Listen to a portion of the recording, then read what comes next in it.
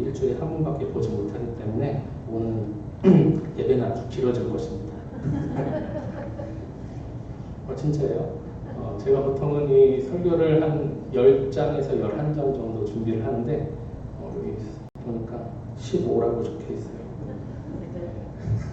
헤어지기 싫어서 여러분들하고. 네. 자, 말씀을 나눠보겠습니다. 오늘 말씀 엠마오로 가는 두 제자 이야기입니다. 누가복음 24장의 본문 말씀에 보면 이 엠마오, 예수님이 이제 부활을 하시고 나서 십자가에 달리시고 죽은 것을 확인한 제자들이 고향으로 또 엠마오로 이렇게 돌아가는 이야기죠. 예수님께서 부활하신 이후에 예수님은 이 엠마오로 가는 두 제자에게 나타나십니다. 다 아시는 내용이지만 오늘 본문의 배경이 이런 것이죠. 말씀드린 대로 예수님이 십자가에 죽으시고 부활하십니다. 그리고 부활하신 예수님께서 먼저 막달라 마리아와 요한나 그리고 야고보의 어머니 마리아에게 보이시죠. 여인들에게 먼저 보이십니다. 그리고 그 여인들이 제자들에게 가서 예수님의 부활 소식을 알립니다. 제자들에게 예수님이 부활하셨어요. 여인들이 가서 알립니다. 알리지만 제자들은 오히려 예수님의 제자들은 아무도 그것을 예수님의 부활을 믿지 않게 되죠. 왜 그러면 여러분 제자들이 예수님의 부활을 믿지 못했을까요? 여인들이 이렇게 봤다고 하는데도 왜 제자들이 믿지 못했던 것일까요? 다른 것이 없습니다. 자기 눈으로 직접 보지 않았기 때문에, 내 눈으로 직접 보지 않았기 때문에 나는 믿을 수 없다는 것입니다. 그리고 그 자리에 오늘 엠마오로 가는 두 제자도 있었습니다. 여인들이 이렇게 전해줬는데도 믿을 수 없다라고 했던 제자들 가운데 오늘 이 엠마오로 가는 두 제자도 있었습니다. 이 두 제자도 여인들이 전해주는 예수님의 부활 소식을 믿지 않았기 때문에 부활은 무슨 부활 하면서 허탄한 심정으로 이제 엠마오로 가는 것이죠. 그들이 엠마오로 가는 이유에 대해서는 성경이 정확히 이야기하고 있지는 않지만 대략 두 가지로 의견이 모아지는데요. 첫째는 예수님이 십자가에서 처형당하는 것을 보고 이제 낙심해서 말씀드린 고향으로 가는 걸 것이다 이렇게 생각하는 해석하고요. 둘째로는 이제 예수님을 따르던 추종자들에 대한 핍박이 있을 것을 이제 예상하고 이 제자들이 자신의 몸을 이제 피신하는 도망가는 그런 상황이다. 뭐 어느 쪽이든지 중요한 것은 그들이 예수님에 대한 신앙 그리고 특히 부활 신앙을 갖지 못하고 있다는 것이 중요하겠죠. 자, 그런데 이제 진짜 이야기는 이제 시작됩니다. 그렇게 엠마오로 가는 그 길 가운데에서 자기를 숨기시고 예수님께서 횡인으로 나타나셔서는 이 제자들 사이로 예수님께서 대화를 요청하시는 그런 내용이죠. 정말 유명한 부분입니다. 자, 그런데요, 여러분, 제가 오늘 여러분과 나누고 싶은 부분은 바로 이것입니다. 무엇이냐면 예수님이 엠마오로 가는 이 두 제자에게 접근하시잖아요. 부활하신 예수님이 접근을 하셨는데 그 접근하시는 방식이 굉장히 독특하시다는 것입니다. 매우 독특하시죠. 부활하신 예수님이거든요. 우리 15절을 한번 함께 읽어보도록 하겠습니다. 위쪽으로 가셔서 15절입니다. 같이 읽습니다. 그들이 서로 이야기하며 문의할 때 예수께서 가까이 이르러 그들과 동행하시나. 자, 보시는 것처럼 예수님이 어떻게 접근하시냐면 이 두 제자가 걷고 있을 때 예수님이 그냥 평범한 행인처럼, 어떤 사람처럼요? 평범한 행인처럼 아주 자연스럽게 그저 이렇게 나도 길 가고 있는 행인입니다 하는 것처럼 자연스럽게 이 둘 사이에 끼어들고 있다는 것입니다. 그리고 16절은요, 추가 설명인데요. 16절 제가 읽어볼게요. 그들의 눈이 가려져서 어떻게 됐다고요? 그인 줄 알아보지 못하고. 이 제자들인데도 예수님 바로 옆에 있는데도 예수님을 못 알아본다는 거예요. 물론 예수님께서 그렇게 하신 것이지만 못 알아보게 하신 것이죠. 그리고 이제 예수님은 태연하게 이들에게 대화를 요청하십니다. 17절입니다. 이거 같이 읽습니다. 예수께서 이르시되 너희가 길 가면서 서로 주고받는 이야기가 두 사람이 슬픈 빛을 띠고 머물러 서더라. 그리고 제자들이 이렇게 대답을 합니다. 19절입니다. 19절 20절입니다. 이르시되 무슨 일이냐? 이르되 나사렛 예수의 이르니 그는 하나님과 모든 백성 앞에서 말과 일에 능하신 선지자이거늘 우리 대제사장들과 관리들이 사형 판결에 넘겨줘 십자가에 못 박았는데, 제자들이 예수님 이야기를 하고 있다고 이렇게 말하면서 뭐라고 말하고 있냐면요. 우리는 그분이 진짜 선지자라고 생각했는데, 예수가 진짜 선지자라고 생각했는데 결국에는 그분이 십자가에 못 박혀 죽으시더라. 21절까지 한번 읽어볼게요. 21절입니다. 시작. 우리는 이 사람이 이스라엘을 흉명할 자라고 바라노라. 이뿐 아니라 이 일이 일어난 지가 사흘째요. 그죠? 예수님이 죽으시고 이제 사흘이 지난 시기죠. 이 사람이 우리 이스라엘을 구속할 사람이라고 우리가 생각을 했는데 그 행인하고 이제 이야기를 하는 거예요. 그냥 허무하게 이렇게 죽어버렸다 십자가에서. 근데 당신 예루살렘에서 지금 오는 길 같은데 이 유명한 이야기를 왜 모르냐? 이제 이 예수님께 제자들이 두 제자가 대답을 하는 거죠. 그러니까 예수님이 대답을 하시죠. 25절부터 26절까지 먼저 읽어보겠습니다. 시작. 이르시되 미련하고 선지자들이 말한 모든 것을 마음에 더디 믿는 자들이요 그리스도가 이런 고난을 받고 자기의 영광에 들어가야 할 것이 아니냐 하시고, 부활하신 예수님께서 이 엠마오로 가는 두 제자에게 대답하신 것은 바로 이런 말씀입니다. 아니 너희들 어떻게 그렇게 믿음이 없을 수 있냐 라는 이야기예요. 분명히 여러분 예수님께서 어디를 꼬집고 계시냐면 제자들의 믿음에 대한 부분을 질책하고 계시다는 것입니다. 그렇죠? 그런데 27절에 이런 믿음 없는 두 제자에 대한 예수님의 처방이 무엇이냐면 27절입니다. 같이 읽어봅니다. 시작. 이에 모세와 모든 선지자의 글을 시작하여 모든 성경에 쓴 바 자기에 관한 것을 자세히 설명하십니다. 자, 믿음이 없는 이 제자들을 위해 예수님께서 제시하신 답변이 뭐냐면 성경을 설명해 주시는 것입니다. 근데 뭘 설명해 주시는 거냐면 지금까지 구약이 말하는 모든 그 모세의 율법과 또 모든 선지자들이 말한 것이 누구였냐? 바로 그 십자가에서 죽은 예수였다. 이렇게 성경을 풀어주시는 것입니다. 그러니까 성경을요, 이 사람들이 지금 유대인들 아닙니까, 제자들이? 그렇기 때문에 얼마나 이 사람들이 구약을 잘하는 사람들이겠어요? 어릴 때부터 여러분 오경 토라를 다 외워요, 유대인들은. 그런데 그 구약 성경은 예수님께서 직접 제자들에게 가르쳐 주시고 계시는 거예요. 자, 이보시게들, 구약이 말하는 게 뭐였습니까? 하면서 바로 그 예수 그리스도의 이야기였다. 그 행인이 얘기를 하는 거예요. 그리고 28절부터 31절까지는 이런 내용들입니다. 그렇게 같이 예수님과 제자들이 마을에 이제 도착하게 되고요. 대화를 하면서 그 저녁이 돼서 식사를 같이 하는데 예수님께서 두 제자한테 떡을 떼서 축사를 하셔요. 이제 오병이어의 기적을 우리가 떠올릴 수 있겠고요. 축사하시고 이제 주실 때가 이제 딱 됐는데 그때 제자들의 눈이 밝아집니다. 밝아져서 예수님인 거를 알아보게 된다는 거. 근데 두 제자들의 눈이 밝아질 때는 그때는 이미 예수님이 그 자리에 계십니까? 안 계십니까? 이분이 예수님이었어라고 깨닫기는 하는데 자기들 눈에는 있어요? 없어요? 이미 갑자기 어디로 사라져 버리시는 거예요. 31절이죠. 우리 같이 읽어볼게요. 31절 시작. 그들의 눈이 밝아져 그인 줄 알아보더니 예수는 그들에게 보이지 아니하시는지라. 그리고 나서요, 오늘 본문에서 가장 중요한 구절이 하나 나옵니다. 마지막 32절 같이 읽습니다. 그들이 서로 말하되 길에서 우리에게 말씀하시고 우리에게 성령을 풀어주실 때 우리 속에서 마음이 뜨겁지 아니하더냐 하고. 자, 제자들의 마음이 어땠다고요? 뜨거워졌답니다. 언제요? 예수님께서 길에서 뭘 해주실 때? 성경을 풀어주실 때 우리 마음속이 뜨겁지 아니하더냐인 것입니다. 자, 여기서 뜨거워졌다라는 말의 헬라어 원어를 보시면 불타오르는 듯하다. 가슴이 쿵쾅쿵쾅하고 타오르는 것 같다. 감격의 충만함이 느껴진다. 이런 뜻이거든요.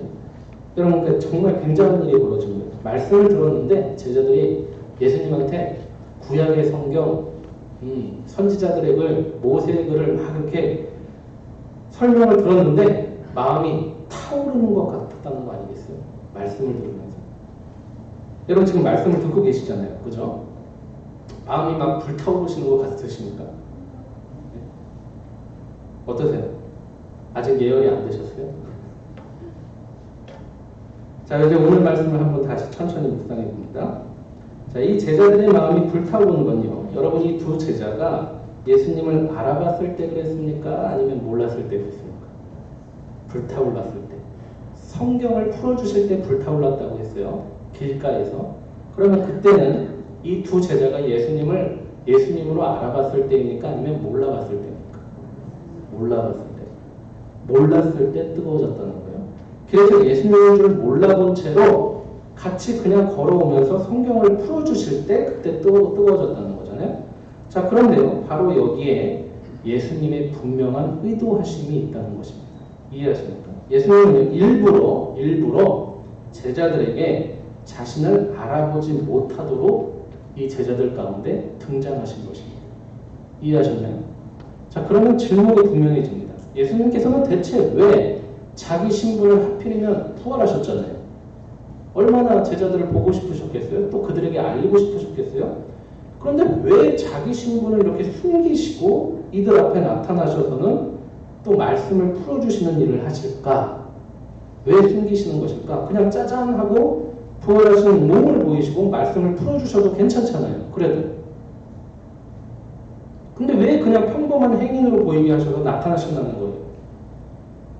자, 여러분 오늘 말씀은요. 우리가 우리의 믿는 신앙을 어떻게 바라보아야 하는지에 대한 그런 이야기입니다. 자, 만약에요. 아주 극단적인 예지만 예를 들어서 제가 오늘 설교를 하기 전에 예배에 올라가기 전에 만약에 갑자기 안진뱅이를 일으키고요.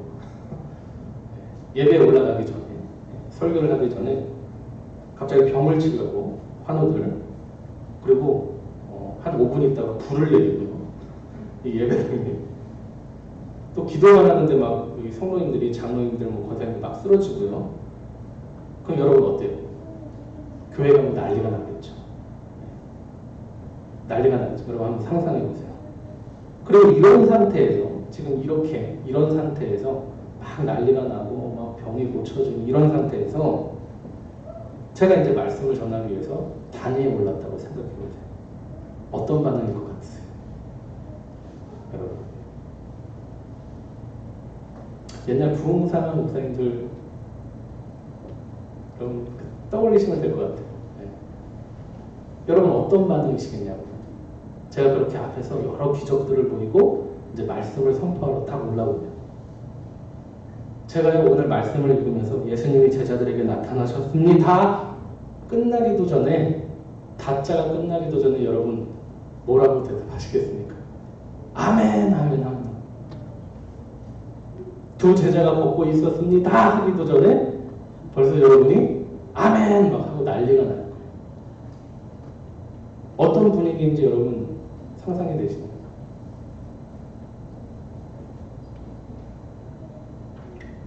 또 이거는 안 되지만 제가 이렇게 기적을 보이고 말씀을 전하면서 그러니까 여러분 100만 원씩 헌금하십시오. 그러면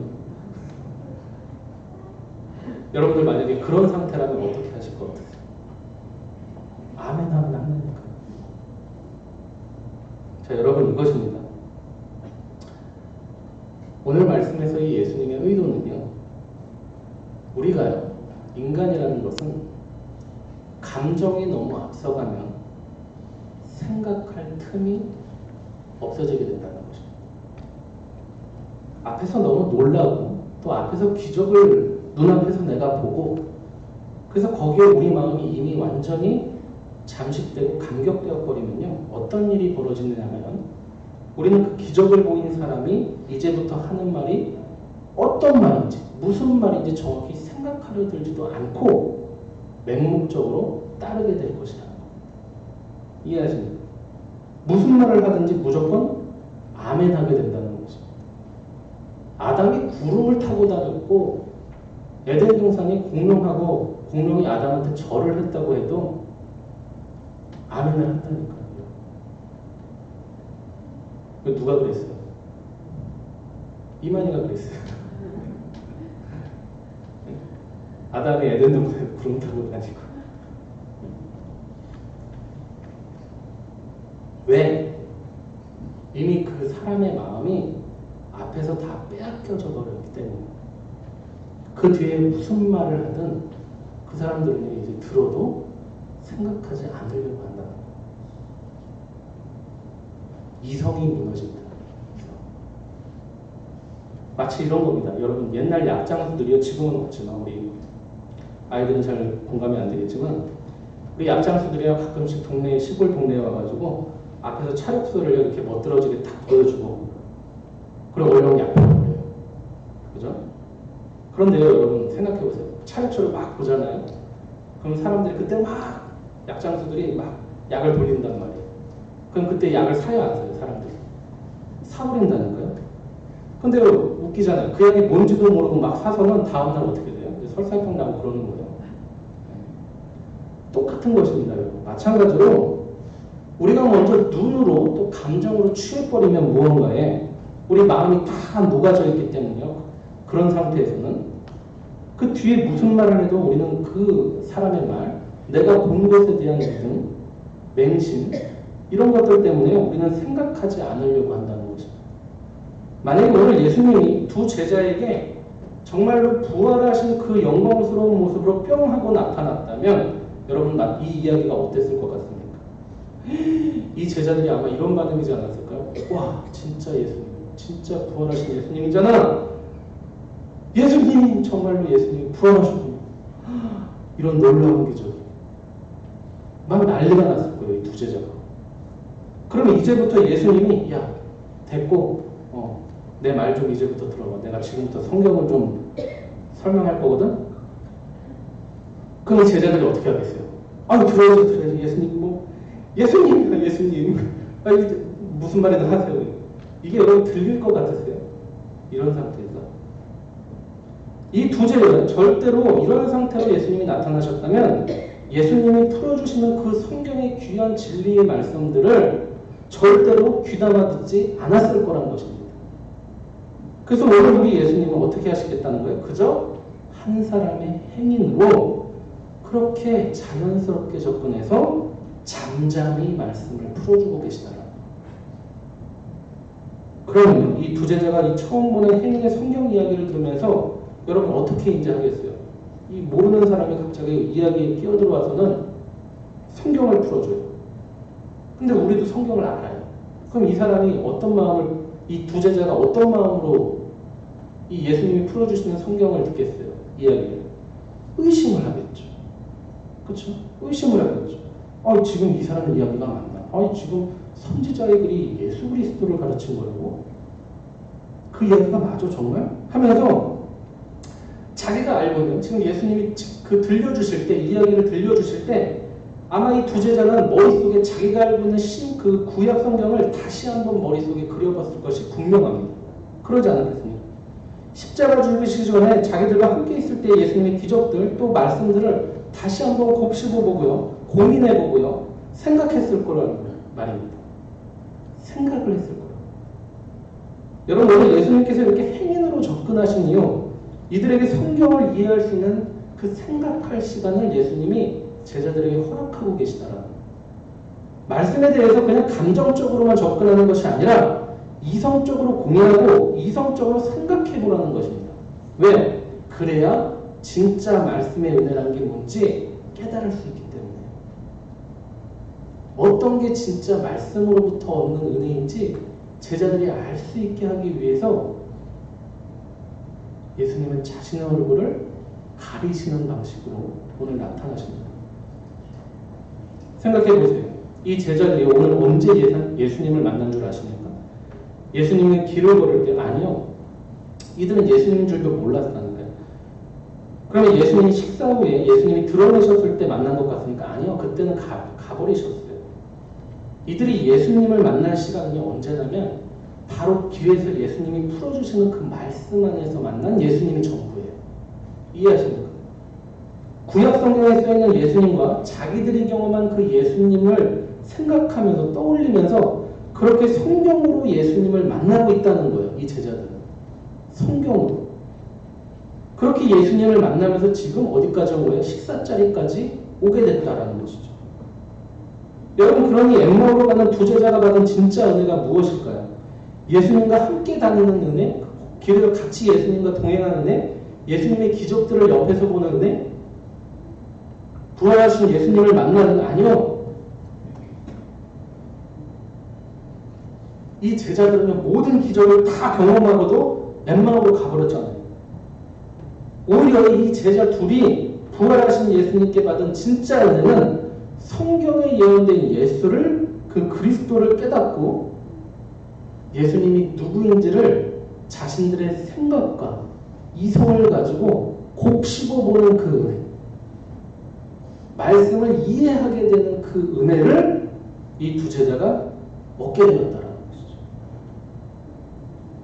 이런 것이죠. 야, 왜 지금까지 그렇게 외우고 또 알고 있었다고 생각했던 그 말씀들이 정말 다 예수님을 가리키는 거예요. 그 예수님이 그때 왜 그렇게 말씀하셨는지, 갈릴리에서 왜 그렇게 사역을 하셨는지 이제야 이해가 돼요. 깨닫는 거예요. 누구를요? 예수님을요. 여러분, 이 외의 답은 모두 이답입니다. 예수님을 깨닫는 게 말씀의 은혜라고요. 근데 지금 신천지에 빠진 사람들은 말씀을 배우기 위해서 말씀이 갈급해서 기존 교회는 말씀의 은혜가 없어서 나갔다가 누구를 찬양해요? 교주를 찬양하는 거죠. 그럼 다 이단이에요. 왜요? 그리스도를 깨달아야 되는데 누구를 깨달으러 갔어요? 이단 교주들. 우리는 오늘 예수님의 의도를 분명히 하셔야 됩니다. 만약에 부활하신 예수님이 자신을 바로 알리셨더라면 제자들을 설득하고 자식할 필요가 없었겠죠. 성경을 안 풀어주셔도요, 이 제자들이요 잘 믿었을 거예요. 아멘 아멘 했을 거예요. 부활하신 그 영광스러운 몸을 딱 보여주시고요, 야 같이 믿어 이러면 안 믿겠냐고. 그런데 왜 굳이 이렇게 성경을 설명하시고 이들을 설득하고 계십니까? 왜 어려운 길을 택하십니까? 힘든 길을 택하십니까? 왜 이들에게 의심을 불어넣으시면서? 다른 게 은혜가 아니라요, 여러분. 우리 스스로 말씀에 대해서 생각하고 고민하고 깊이 그 묵상하는 그 은혜가 무엇인지를 예수님께서 알게 해주시겠다는 거죠. 자, 우리 사도행전을 한번 보실까요? 사도행전도 누가가 썼는데 사도행전 1장 6절을 보면요, 승천하기, 예수님께서 승천하시기 직전에 제자들과 이런 대화를 나누십니다. 1장 6절 같이 있습니다. 시작. 그들이 모였을 때 예수께 여쭈어 이르되 주께서 이스라엘 나라를 회복하시니, 제자들이 질문을 하죠. 예수님, 이스라엘을 회복할 때가 이때입니까? 자, 이제 예수님께서 부활하시고 제자들 앞에 다 나타나십니다. 베드로도 만나주시고 엠마오 제자도 만나주시고 요한도 만나주시고, 그러니까 이제 제자들이 신이 났겠죠. 그러면서 무슨 기대를 하게 되느냐? 무슨 기대를 이제 하게 되는 거예요? 예수님, 이제 이 나라를 그냥 나라를 그냥 다 엎어버리는 겁니까? 또 예수님을 십자가에 못 박았던 대제사장들, 그 서기관들, 유대인들 그냥 다 엎어버리는 시기입니까? 예수님 부활했잖아요. 이런 기대를 지금 제자들이 하고서 이 질문을 했다라는 것이죠. 그죠? 그런데 예수님이 뭐라고 대답해 주세요? 7절과 8절입니다. 같이 읽어볼게요. 시작. 이르시되 때와 시기는 아버지께서 자기의 권한에 두셨으니 너희가 알 바 아니냐. 그죠? 그러니까 여기서 벌써 한풀 꺾이는 거예요. 그죠? 예수님이 되게 싱거운 대답을 해주시는 거예요. 8절도 읽어봅니다. 오직 성령이 너희에게 임하시면 너희가 권능을 받고 예루살렘과 온 유대와 사마리아와 땅끝까지 이르러 내 증인이 되리라 하시니라. 자, 여기 8절이 참 놀라운 거예요. 7절에서는 그때는 몰라, 나도 몰라 예수님께서, 그러니까 그런 거 묻지 마 임마, 이렇게 예수님이 되게 싱겁게 제자들의 기대를 확 꺾어버리시면서 8절에 뭐라고 놀랍게 대답해 주시면, 온 유대와 사마리아 땅끝까지 이르러 누가 내 증인이 될 거라고요? 누가? 성령이 임하면 누가?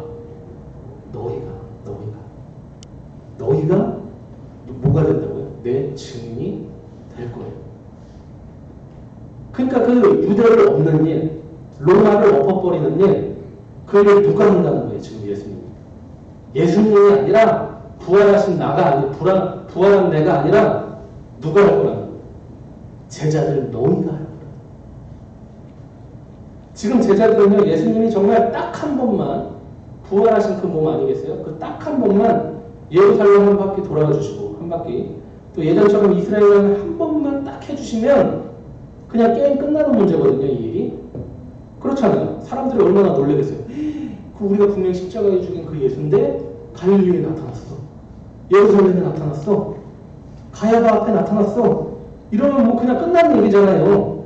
그런데 어떻게 하시겠다는 거예요? 예수님이 그렇게 하시는 게 아니라 내가 돌아다니면서 나를 증언하는 게 아니라 내가 누구를 보내서 너희를 보내서 나의 사람들을 돌아오게 하겠다.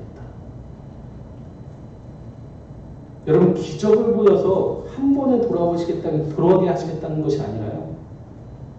세상에 누구를 보내냐면 그 지금 말도 안 되는 질문을 하고 있는 그 어리석은 제자들을 세상 가운데로 보내서 뭘로 설득하게 하시겠다는 거예요.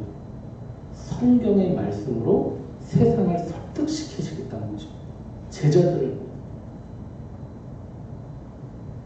여러분 이쯤에서요. 누가 떠올라야 되냐면 구약의 엘리야 선지자를 떠올리셔야 돼요. 사실 누가복음은요. 이 누가는 의도적으로 엘리야 선지자를 떠올리게 하는 그런 기록들이 굉장히 많거든요. 누가복음 9장에서 변화산 사건에도 엘리야가 나오죠. 또 세례 요한을 엘리야 선지자와 비교하기도 합니다. 누가가. 그럼 구약에서 하나님의 엘리야를 통해 보여주신 은혜가 무엇일까? 갈멜산에서 불을 내립니다. 엘리야가. 그렇죠? 기적을 보입니다. 그런데 그렇게 불을 내려서 우상들을 다 불태워버렸지만 엘리야가, 근데 여러분 그때 잘 보세요. 이스라엘이 그때 하나님께 돌아왔습니까? 안 돌아왔습니까? 엘리야가 불을 내리고 우상 선지자들을 다 죽였을 때, 기적으로 물리쳤을 때 이스라엘이 하나님 신앙을 다시 회복했어요? 안 회복했어요? 안 회복했어요. 돌아오지 않아요. 오히려요. 누가 이제 그 일 때문에 엘리야는요. 도망자 신세가 돼요. 이스라엘에게 쫓기는 운명이 됩니다. 그러니까 뭐예요? 엘리야의 그 기록이 뭘 이야기하고 싶은 거예요? 불이 아니라, 기적이 아니라 엘리야가 받은 진짜 은혜는 어디서 받게 되냐면 그 굴 속에서 어떻게 다가오시는 거죠? 하나님께서 세미한 음성, 하나님의 부드러운 속삭임, 그 말씀의 은혜로 엘리야가 회복되어진다. 여러분 하나님은 이스라엘을 단 한 번도 강압적으로 돌아오게 하시는 게 아니라 말씀을 통해서 백성들을 설득하시는 방법으로 그들의 마음을 돌이키게 하시겠다는 거죠. 구약 때부터 하나님께서 사용하시던 방법이에요. 그걸 오늘 예수님께서 그대로. 그러면 여러분 우리도 마찬가지죠. 여러분 생각해 보시죠. 우리가 예수님을 어떻게 알게 됐습니까? 여러분 어떻게 예수님을 믿게 됐어요? 우리가 이 한국이라는 나라는요. 사실 아무것도 없는데 그냥 어느 날 느닷없이 한국이라는 나라에 그냥 갑자기 누군가의 꿈속에 내가 어젯밤에 예수님이라는 분을 봤어. 그분이 하나님의 아들이래. 여러분 그렇게 한국 땅에 복음이 전파됐어요? 그냥 아무도 없는데 그냥 한국 사람 중에 누가 나 예수님이라는 사람을 알게 됐어. 그분이 하나님의 아들이야. 이러면서 복음이 전파됐냐고요? 아니잖아요. 어떻게 전파됐냐고요? 선교사님들이 말씀을 하나씩 하나씩 가지고 들어와야 그때 비로소 우리가 예수님을 알게 된 거 아닙니까? 기적이 아니라요. 뭐냐면 누군가가 여기까지 오는 수고가 있었고 그리고 그가 전해준 하나님의 말씀, 그 성경을 듣고 깨닫고 보고 알게 되면서 우리가 예수님을 만났다는 거예요. 그러면 이게 뭐가 그렇게 중요하냐? 지금까지 오늘 적어 나눈 것을 한번 생각해 보십시오. 하나님의 방식이라는 것은요. 그리고 오늘 본문에서 가르치시는 예수 그리스도의 방식은요. 먼저는 예수님 당신께서 제자들을 말씀으로 만나주시고 그리고 이제는 부활하신 그리스도를 이 미련한 제자들을 보내심으로 전파하시겠다는 거예요. 무슨 말입니까? 영광스러운 부활의 그리스도를 전하는 그 놀라운 사역을 이 미련하고 믿었지 못한 제자들에게 맡겼다는 거예요. 엘리야 같은 도망자에게도 맡기시고 저같이 저 지극히 평범한 사람이거든요. 지극히 평범한 인생을 살았거든요. 저같이 평범한 자들에게 맡기시겠다는 거예요. 무슨 사역을? 하나님의 놀라운 기적의 사역. 제발 여러분 저 신천지 이만희 같은 특별히 선택받은 사람, 이슬람같이 마호멧같이 특별히 선택받은 누군가가 아니라 하나님이 그런 식으로 일하시는 게 아니라 누구 같은 사람들, 저와 여러분 같은 아무것도 없는 자, 보잘것없는 자, 마치 선택받지 않아 보이는 것 같은 그런 자들에게 하나님의 능력, 일을 맡기신다. 그런 자들을 사용하시겠다. 평범한 자들. 여러분 사복음서에 등장하는 제자들을 보세요. 하나같이 못 배운 사람들이. 베드로는 성질도 안 좋아요. 그런데 하나님은 이런 부족한 사람들을 증인 삼아서 부활의 예수님을 드러내시겠다는 것입니다. 여러분 이게 얼마나 비효율적이고 무식한 방법인 줄 아십니까? 증인도요, 여러분 사실 만약에 예수님을 증언한다고 하면 뭐 신학 박사가 증언하는 게 얼마나 잘못이겠습니까? 그죠?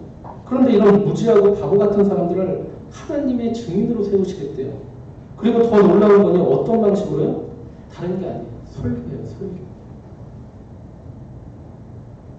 설득하는 말의 방법으로 하시겠다는 거예요. 그 얘기를.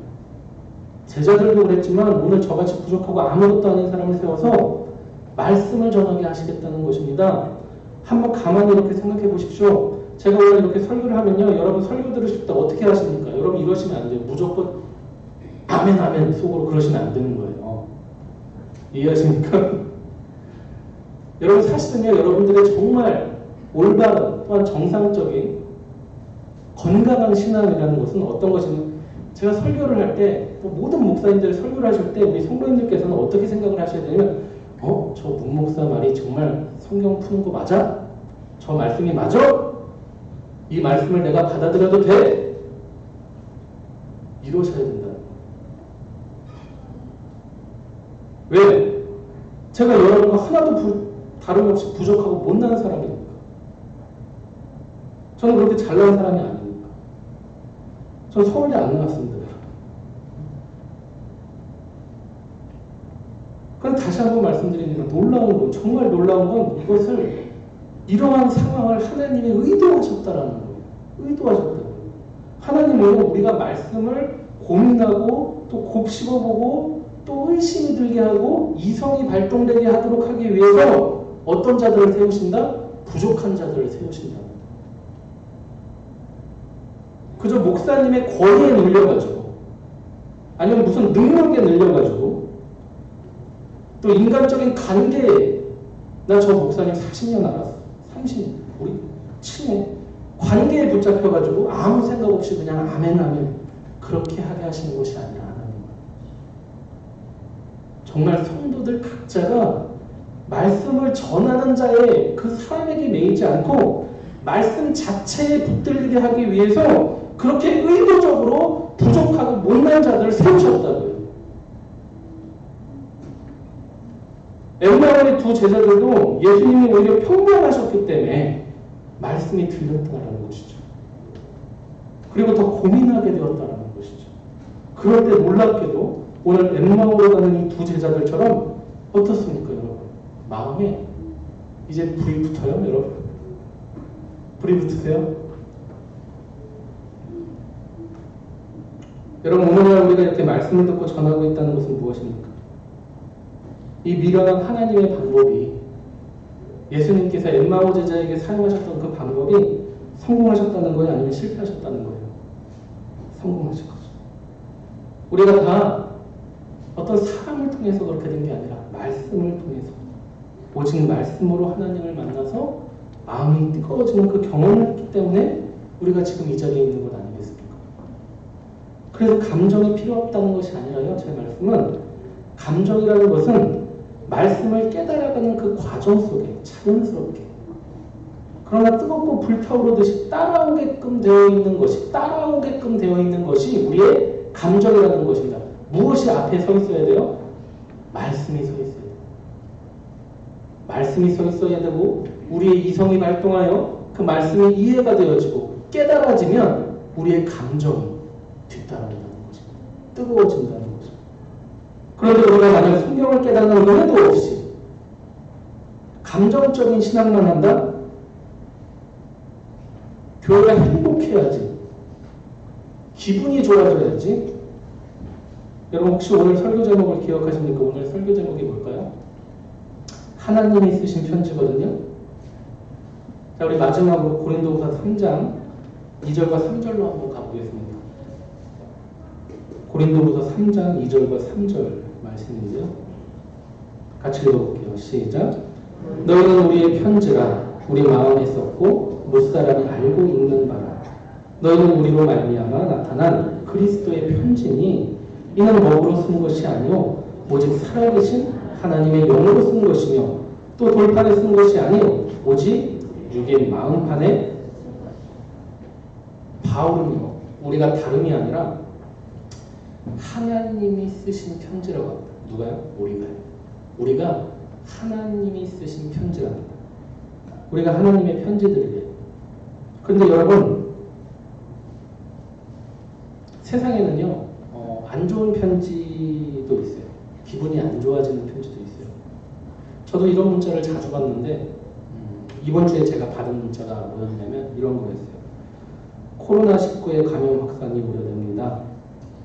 부디 우리 성동구 주민 여러분의 건강을 위해 최선을 다할 것을 약속드립니다. 성동구 의원 정원호 의원. 제가 받은 거예요. 제가 왕십리가 성동구에 있거든요. 제가 이 성동구를 떠난 지가 벌써 3년이 됐습니다. 그런데도 아무 감정 없이 우리 성동구 의원님께서는 제게 또 이런 문자들도 있습니다. 여러분이 잘 받으시는 것 중에 추운 날씨에 항상 안전 운전하시고 애니카가 필요할 땐 언제든 연락 주세요. 최선을 다해 서비스하겠습니다. 자 여러분 이런 문자, 이런 편지 오면 끝까지 읽는 분 계세요? 이런 거 보면 딱 보면 보험 문자들, 보험하시는 분 죄송합니다. 우리 이런 문자 오면 그냥 대부분 어떻게 합니까? 무시하죠. 그냥 안 읽는다고요. 왜요? 그냥 이거는 고객 확보를 위해서 말 그대로 그냥 불특정 다수를 향해서 보내는 그런 아무 감정 없는 단체 문자라는 거 우리가 아니까. 그러니까 안 보는 거예요. 그죠? 기분이 안 좋아지는 편지도 있어요. 그런데 반대로요. 아무리 이런 편지들은 대부분 굉장히 방금 말씀드린 편지들은 굉장히 이렇게 질서정연하게 쓰고 또 말도 또박또박하고 또 어떻습니까? 그 받침 같은 것도 안 틀리고 띄어쓰기도 안 틀리고 그렇게 보내주죠. 그런데 여러분 반대로요. 아주 엉성한 편지가 하나 있습니다. 제가 신대원 때 그 섬기던 개척교회를 이제 사임을 하게 되면서 거기 2학년짜리 그 초등학교 2학년짜리 유초등부 아이가 준 편지였어요. 그 편지에 딱 2마디 적혀 있었어요. 그 편지지도 어떤 거였냐면요. 스케치북 알죠? 애들 스케치북 그걸 북 찢었더라고요. 북 찢어가지고 이렇게 반으로 적었어요. 네, 2번 반으로 적어갖고 저한테 주더라고요. 제가 사임하는 날. 거기 뭐라고 써 있었어요? 뭐라고 써 있었을까요? 딱 2마디였어요. 전도사님 하트해요. 전도사님 이렇게 하트 그려놓고 하트해요. 사랑해요. 제가 그 편지를 받자마자요. 내용도 없죠. 뭐 글씨도 엉망이죠. 또 애들이 얼마나 글씨를 크게 씁니까? 그죠? 그 스케치북 그 커다란 한 장에다가 딱 2마디를 쓴 거예요.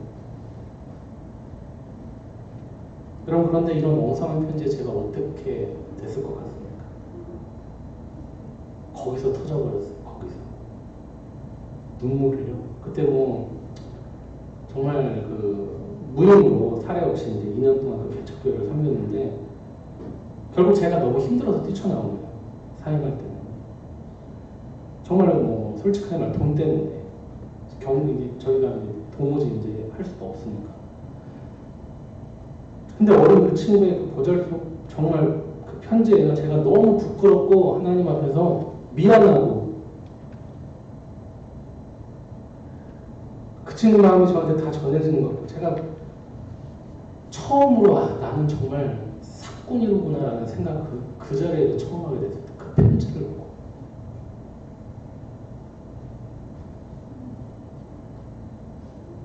아직도 저는 그 친구를 통해 받은 그 충격과 또 위로를요, 지금까지도 잊을 수가 없습니다. 여러분, 아무리 글씨를 잘 쓰고 또 좋은 내용, 듣기 좋은 글귀를 갖다가 끌어 쓴다고 해서요, 우리 마음이 움직여지는 게 아닙니다. 그렇죠? 여러분 너무 잘 아시잖아요. 정작 중요한 것은 무엇입니까? 그 편지에, 그 설교 한 편에, 그 편지 한 장에 내가 담는 말 한마디에, 전도의 그 고백 하나 안에 마음이 담겨 있느냐 마냐인 겁니다. 이해하십니까? 마음이 담겨 있느냐 마냐인 겁니다. 우리 교회 나오세요. 효신교회 다니세요. 예수 믿으세요. 정말 마음이 담겨 있습니다. 정말 그 영을 사랑하는 마음이 있습니까? 바울은 우리가 하나님의 세상을 보내는 사적인 편지라고 말하고 있습니다. 우리가 하나님의 글자이고요. 우리가 하나님이 쓰시는 그 한 획이라는 겁니다. 여러분, 저와 여러분 안에 그리스도가 있다면 우리는 말씀의 한 조각 한 조각들이고요. 저와 여러분들이 말씀의 한 조각 한 조각. 하지만 여러분과 제가 아시다시피 우리는 다 어떤 글자들일까요? 하나님이 쓰시는 글자인데 어떤 글자라고 해요? 못난 글자들이죠. 그죠? 못났잖아요. 부족한 획들이잖아요. 초등학교 2학년의 글씨처럼 우리는 정말 삐뚤빼뚤합니다. 얼굴도 삐뚤빼뚤, 성격도 삐뚤빼뚤. 그러나 그런 우리들 안에 하나님이 계시다면, 진정한 하나님의 마음이 있다면 우리는요, 여러분 놀라지 마세요. 세상을 변화시킬 겁니다. 그들이 세상이 우리를 통해 설득당할 겁니다. 그게 하나님이 일하시는 방식이에요. 그래서 편지지는 중요하지 않습니다. 편지 봉투가 예쁠 필요, 글씨가 기가 막힐 필요 없다는 거예요. 설교자가 말을 멋지게 하는 거, 재밌게 하는 거, 청중들의 감정을 홀라당 다 낚아채버리는 거, 그런 거 필요 없다는 거예요. 그런 거 아니라는 겁니다. 그게 설교가 아니에요. 하나님의 마음, 그 마음을 담은 하나님의 말씀. 그것이 저와 여러분이 가장 먼저 받고 또 가장 우선적으로 받아야 될 진짜 하나님의 은혜인 것입니다. 여러분, 오늘 이 시간은요, 내가 어디로 이 하나님의 편지가 되어서 보내졌는지 둘러보시기 바랍니다. 우리가 하나님의 편지라는 것을 생각해 볼 때 하나님과 하나님의 말씀을 먼저 품지 않고 하는 모든 신앙적인 모습들, 믿음으로 하지 않는 모든 도덕적인 가식들, 위선들, 우리가 그렇게 우리의 신앙을 다른 이들 앞에서 억지로 체면치레하듯이 보이기식으로 한다면요, 그건 나라는 편지를 받는 누군가에게 전혀 참마음이 담겨져 있지 않은, 아까 말씀드린 보험 문자, 또 대출 문자 같은 건 아니겠습니까? 마음을 담으셔야 됩니다. 오늘 예수님이 제자들의 마음을 어떻게 뜨겁게 만드셨는지를 기억하시기 바랍니다. 하나님의 말씀, 곧 하나님의 마음으로 제자들의 마음을 설득하시는 예수님인 것입니다. 기적이 아니라, 감정을 빼앗아 억지로 굴복시키는 것이 아니라, 제 신천지에서 딱 이것만 할게요, 여러분. 다음 주에 또 할지도 모르지만. 신천지가 그 복음방이라는 거 운영하지 아시죠? 여러분, 요즘에 워낙 정보들이 많이 나와서 6개월 동안 복음 가둬놓고 성경 공부하잖아요. 그러면서 우리는 말씀으로 가르친다, 그거잖아요. 근데 여러분 그거 아세요? 그 6개월이 그 사람들의 평생을 가둬가는 거예요. 뭐가 달라요? 앞에서 감정을 다 뺏어버리는 거예요. 세뇌시키는 거예요. 교회에서 목사님들이 성경 공부하자고 여러분 6개월 동안 감금시킵니까? 여러분 6개월 동안 그렇게 하고 그 6개월 동안 배운 걸 가지고 일평생 나의 성경 지식이 여기 다 있노라, 신앙생활이 내 모든 진수가 여기 다 있노라, 그렇게 고백하십니까?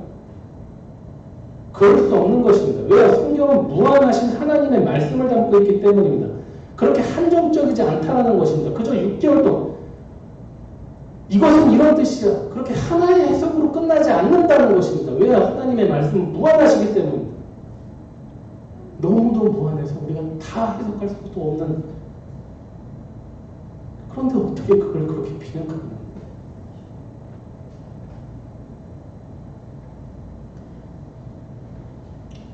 이런 진짜 말씀으로 깨닫는 은혜, 진짜 변화와 진짜 순종이 무엇인지를 오늘 예수님께서 가르쳐 주십니다. 저와 여러분 그런 예수님을 믿는다고 고백하시길 바랍니다. 이렇게 기도하겠습니다. 하나님 감사합니다. 그렇군요. 우리는 하나님이 쓰신 편지들입니다. 우리는 우리가 봐도 참 못났고 죄인이고 참 엉성하고 부족한 자들인데 하나님이 우리를 택하여 주사 그런 부족한 자들을 하나님의 나라로 불러주사 이제 세상을 회복시키려 그들을 설득하러 저희들을 보내주시니 감사드립니다. 우리의 자격이 아닙니다. 하나님께서 보내신 것입니다. 하나님께서 그 미련한 방법을 택하셨으니 믿고 순종하며 나아가는 그런 우리가 되기를 간절히 소망합니다. 하나님의 세상이 참 어지럽습니다. 이단 신천지가 날뛰며 또 코로나19의 두려움도 우리 가운데 있습니다. 하나님의 분명하신 뜻 내 것을 다 이해할 수는 없겠으나 아버지 오늘 말씀을 통해 우리가 분명히 깨달아야 되는 것 오직 말씀의 은혜, 말씀을 날마다 묵상하고 날마다 하나님께 고백하며 오직 예수 그리스도를 알기 위해 노력하는 것, 그 안에서 뜨거워지는 우리의 신앙, 우리의 마음, 그 하나님의 마음을 우리에게 허락해 주시옵소서. 감사드리오며 모든 말씀 우리 주 예수 그리스도의 이름으로 간절히 기도합니다. 아멘. 네, 우리 이제 다 같이 일어나셔서 찬송가 304장 함께 찬양해 주시고 축도하고 예배를 마칩니다. 찬송가 304장